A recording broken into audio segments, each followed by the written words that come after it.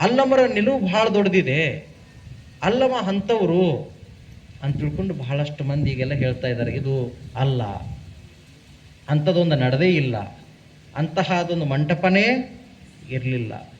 ಪೂರ್ವಕಾಲದಲ್ಲಿ ಉತ್ತರ ಭಾರತದಲ್ಲಿ ನಡೆದಂತಹ ಒಂದು 1000 ವರ್ಷಗಳ ಹಿಂದೆ ಲಿಖಿತ ರೂಪದಲ್ಲಿಲ್ಲದ, ಶಾಸನ ರೂಪದಲ್ಲಿಲ್ಲದ, ಬದ್ಧತೆಯ ರೂಪದಲ್ಲಿದ, ಅಧಿಕೃತವಲ್ಲದ ಒಂದು ಪುರಾಣದ ಕಥೆಯ ಅವಲೋಕನವನ್ನು ಬುದ್ಧ ಮಾಡ್ದ.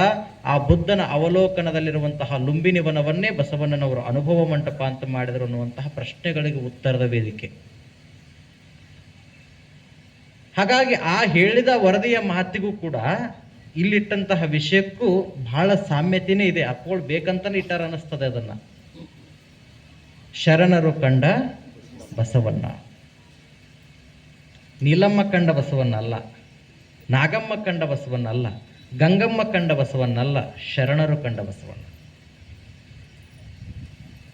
ಒಬ್ಬ ಅಲ್ಲಮ್ಮ ಎಷ್ಟು ಎತ್ತರಕ್ಕೆ ಹೋದ್ರೂ ಕೂಡ ಬಸವಣ್ಣನ ಹತ್ತಿರಕ್ಕೆ ಬಂದು ಬರೆದಂತಹ ವಚನ ಅಂದ್ರೆ ಬ ಎಂದಲ್ಲಿಯನ್ನ ಭವಹರಿಯಿತ್ತು.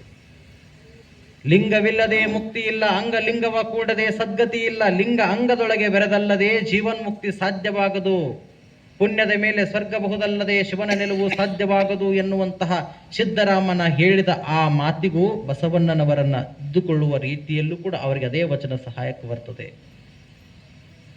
ಯೋಗ ತಪಸ್ಸನ್ನ ಮಾಡಿ ನಾಥ ಪಂಥದಲ್ಲಿ ಹೋಗಿ ಜೈನ ಮುನಿಯ ಕಡೆ ಶಿಕ್ಷಣವನ್ನ ಪಡೆದುಕೊಂಡು ಬಂದು ಎಲ್ಲವುದನ್ನೂ ಗೆದ್ದೆನೆಂದ್ರ ಮಾತ್ರಕ್ಕೆ ಜಡಿ ಬಿಟ್ಟುಕೊಂಡು ಗುಡ್ಡದಲ್ಲಿ ಹೋಗಿ ತಪವನ್ನಗೈದು ಒಂಟಿಗಾಲಿನ ಮೇಲೆ ತಪಸ್ಸನ್ನ ಮಾಡಿ ಗೋರಕ್ಷಕನಾಥನನ್ನೇ ಸೋಲಿಸಿ ಕವಿರಕ್ಷಸನಾಥನನ್ನೇ ಮಣ್ಣು ಕೊಟ್ಟು ಮುಕ್ತಾಯಕ್ಕನ ಅಹಂಕಾರ ಅವಳ ಮಮಕಾರವನ್ನ ಅಳೆದು ಸಿದ್ದರಾಮನ ಅಹಂಕಾರವನ್ನ ಅಳಿಸಿ ಅಕ್ಕನ ಹತ್ರ ಅಹಂಕಾರ ಕಳ್ಕೊಂಡ ಮೇಲೆ ಬಸವಣ್ಣನವರ ಹತ್ರ ಬಂದು ಬರೆದಂತಹ ವಚನ ಬ ಎಂದಲ್ಲಿ ಎನ್ನ ಭವಹರಿಯಿತ್ತು.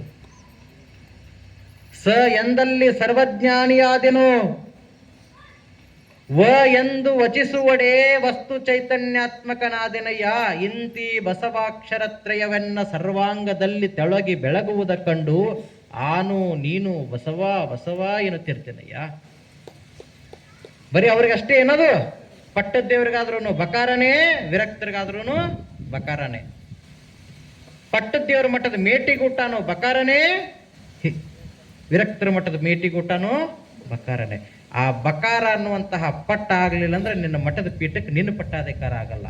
ಸಾಭಾರಿಗಳು ನಿರಾಭಾರಿಗಳು ಇವರು ಯಾವತ್ತಿನ ಕಾಲಕ್ಕೂ ಕೂಡ ಬಸವಣ್ಣನ ಆಭಾರಿಗಳು ಅನ್ನೋಂಥವ್ರು ಹೇಳಿದವರು ಯಾರು ಅಂತಂದ್ರೆ ಚನ್ನಬಸವ ಪಟ್ಟದ್ದೇವರು.